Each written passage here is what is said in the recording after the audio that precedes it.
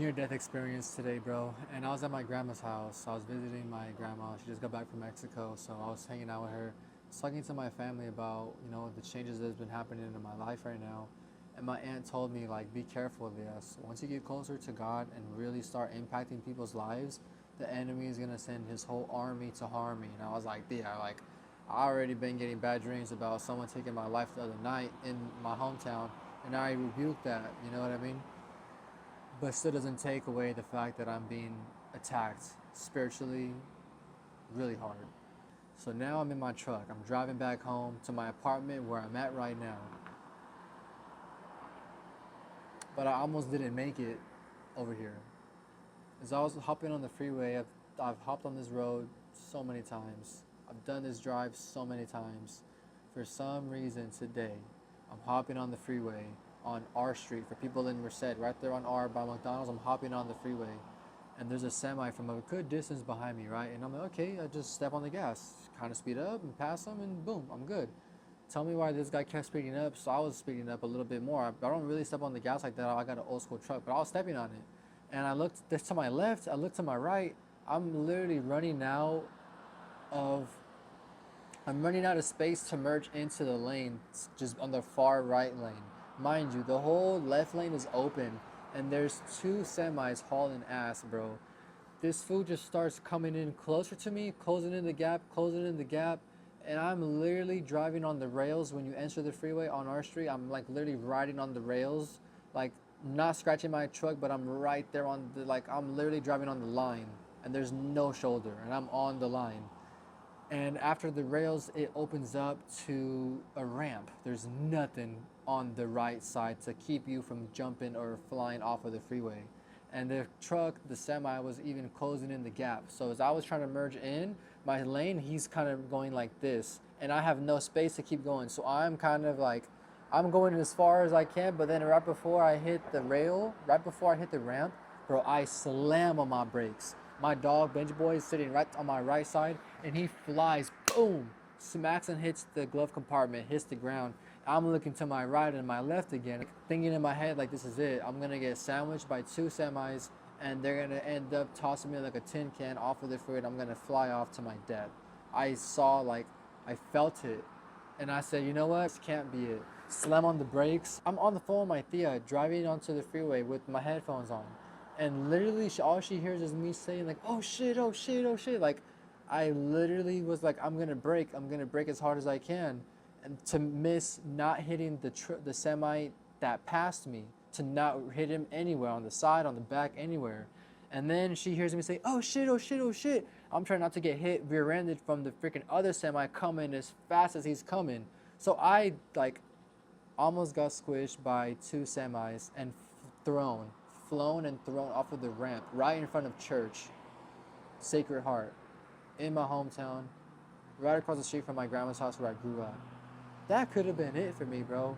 I could have ended my dog's life, could have ended my life. And that's why, bro. I don't understand what's going to happen in my life, you guys. I do not understand what's happening in my life right now, you guys. I'm trying to be so transparent and just document my life to show the process of me becoming whatever God is going to make me. That's all that I'm trying to do. I'm not, like, I haven't figured out anything, bro. I'm just posting my life because I feel like it has potential to reach people, and it has, bro. If it's one person, it's worth it. So what are the odds that my aunt told me to be careful because the enemy's going to come after me now? The fact that I've been having a lot of doubt in my own mind. The fact that I've been really scared in my own mind. I was about to get sandwiched by two semis hauling ass when the left lane was open. They had a bad day? I don't know. Feels like an attack from the enemy. What are the odds of this, right? I end up switching back into my lane, and the freaking truck just keeps going in front of me like another day.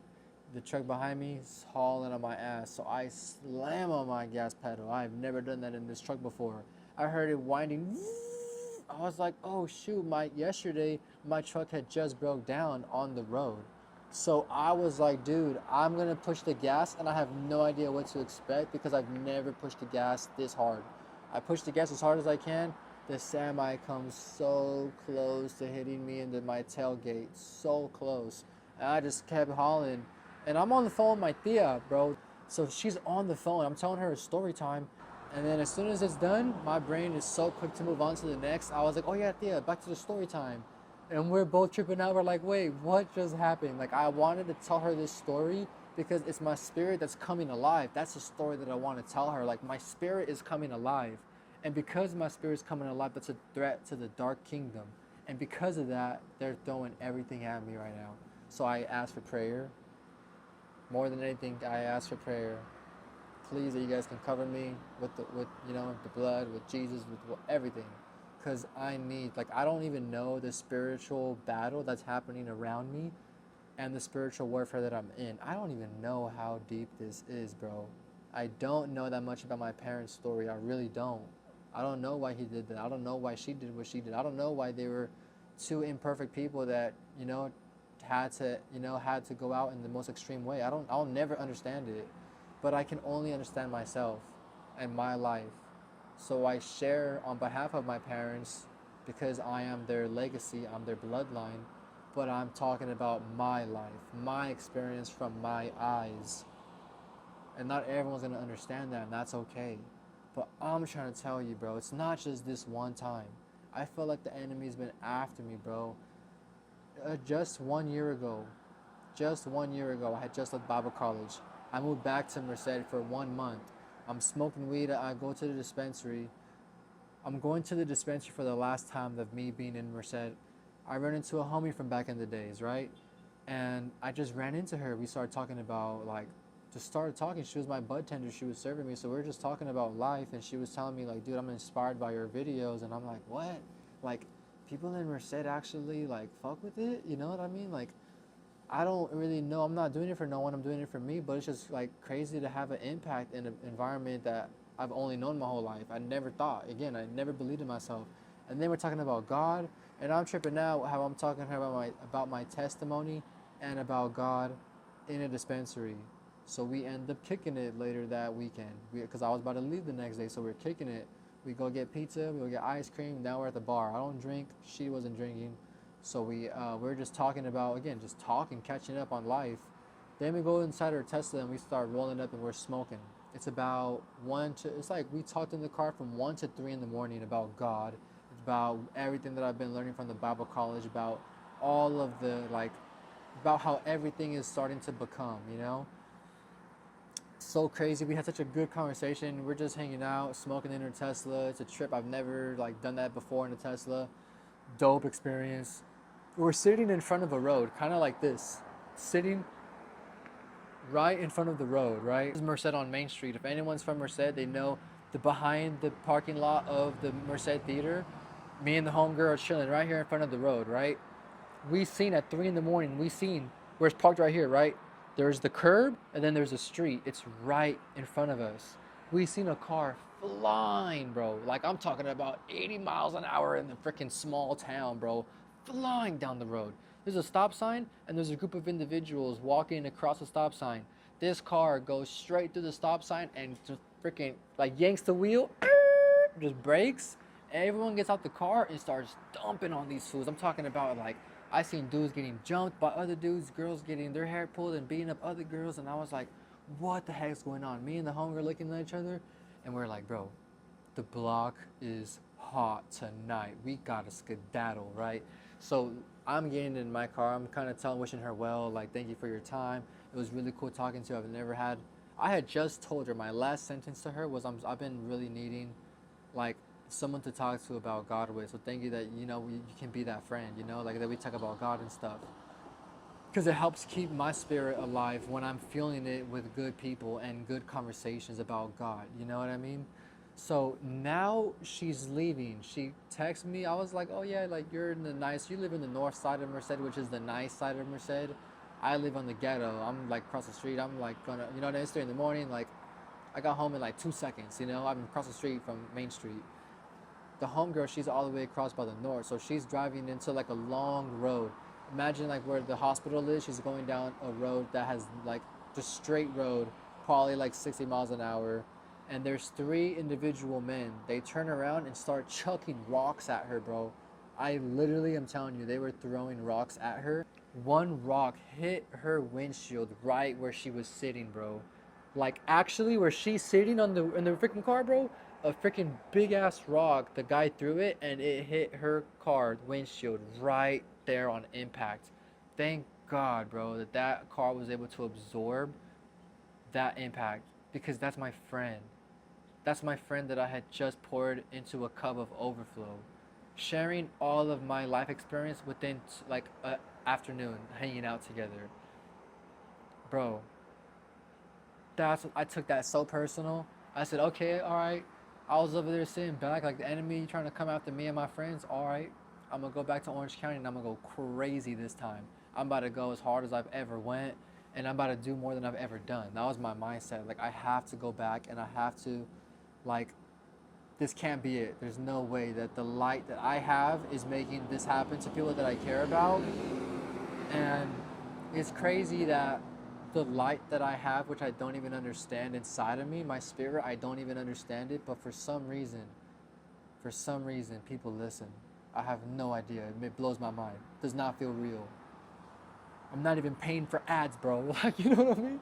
I'm genuinely, like, organically reaching hundreds of thousands of people. And not just that, but if I could impact one person, bro, like if I could have one person more in heaven, if I could go to heaven, my aunt told me, like, are you sure you want this, Elias? You know, are you sure? You have to think about it. And I instantly, my mind is, well, if at the end of all this, it means I get to see my mom and I get to meet people that tell me they're here because of me, it's worth it.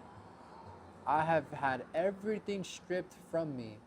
If God takes it all away today, I've already been there, survived that. I overcame. So He's blessing me as if I've never lost anything. God blessed me with a truck as if my car never broke down. God has blessed me with an apartment for free, for free, like I never was homeless. God blessed me with a job like I was never unemployed. God blessed me with influence like I was never understood. And that, bro, if that doesn't move you in some kind of way, I don't know what to tell you, bro. Yes, this is my life, my perspective, but it's not me who's telling the story, bro. All of this stuff has already been written. All I had to do was just try. Try to do something, bro. You know what I mean? That never happened when I played games at home. That never happened when I, like, self-loathed. Yes, I had to feel in order to heal. I'm doing that now, online, on the internet. I'm 26 years old. The internet's been out as old as I have. A lot of coincidences, right? A lot of things that's kind of like, whoa, that's a trip. I don't believe in coincidences, you guys. Yes, I had a near-death experience today. I might have another one tomorrow. I will never take my own life, you guys. Just know that. That's not who I am anymore. The past me has been passed on. We have victory over this enemy that's after all of us. The wolf that grows is a wolf that you feed. There's a good wolf and there's a bad wolf. We all know what that means. So think about it, bro. I have had so many times when I have been so close to it all being over, and I'm still here because it was already written before I ever stepped foot on this soil. And it's already laid out who my wife will be, who my kids will be. Nikayo, that's what I'm gonna name my son. Poemia, I want to name a daughter. It means masterpiece. Nikayo means to overcome, and Uriah means, dang, it's some customer at Sprouts. His name was Uriah. It's a really powerful word. I need to look into it. I forgot what it means. But you guys, I don't know. I don't know what's going on in life. I don't know why God's allowing all this to happen. The blessings I'm talking about, the blessings. I mean, I always believed, bro, there's no way this is just it. Like, there's no way I'm just going through this just to go through this. Like, there has to be a reason, bro. I gambled. I was like risk. I took the biggest risk, and that's on myself, bro. Every day is a risk. Waking up every day is a risk. Getting into a car is a risk. Having a job is a risk. Owning a business is a risk. Going to college is a risk. I've always risked on myself, you guys.